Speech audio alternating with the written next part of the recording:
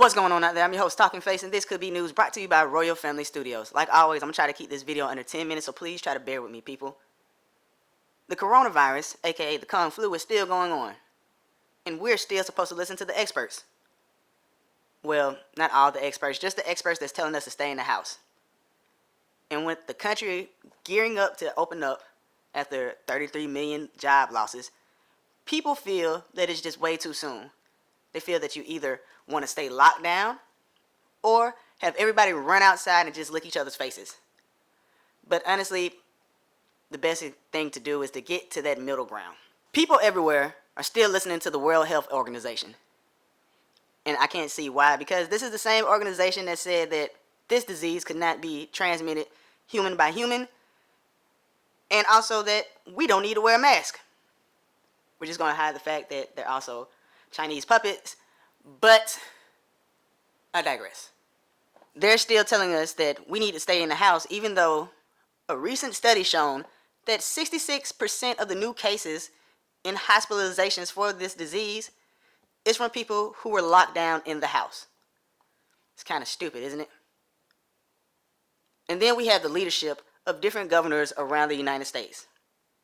One governor that's getting a lot of heat is the governor of Florida, because he opened up and let some beaches open up and let some different businesses open up, and the news media is tearing him a new one.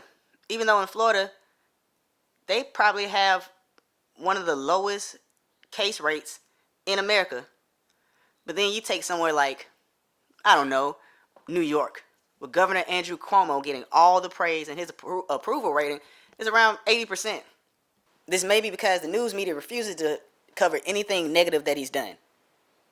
You know, like not shutting down the subway system, because everyone knows, even if you haven't been to New York, that the New York City subway system is a who's who for catching the disease.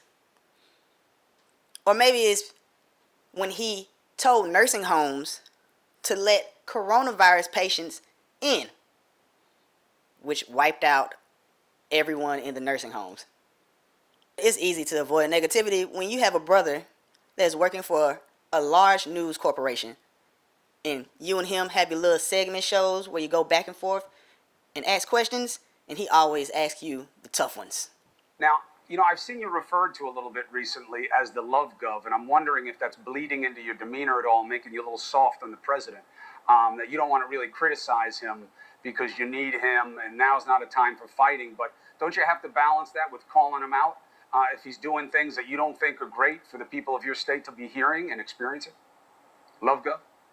I've always been a soft guy.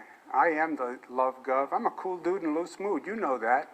I just say, let it go. Just go with the flow, baby. You can't control anything. You've never so said don't any of even those try. things. Water off a duck's back. But when it comes down to it, of who is the worst governor in this whole situation, I believe Andrew Cuomo is tied for first. It's not too hard to see that out of California, Governor Newsom is despicable. In this editorial from Mercury News, it states Newsom's failed response to COVID-19 nursing home deaths.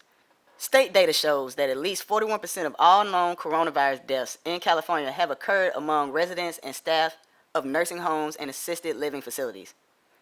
Meanwhile, the number of nursing home deaths jumped 51% in 8 days from April 23rd to May 1st, and deaths in assisted living facilities nearly doubled between April 20th and May 3rd.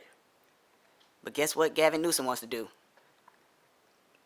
He wants to let coronavirus patients go to nursing facilities, even to the fact that he's going to pay them extra money. The governor last week issued an offer to pay, in some cases, $1,000 per day to assisted living facilities to house COVID-19 patients.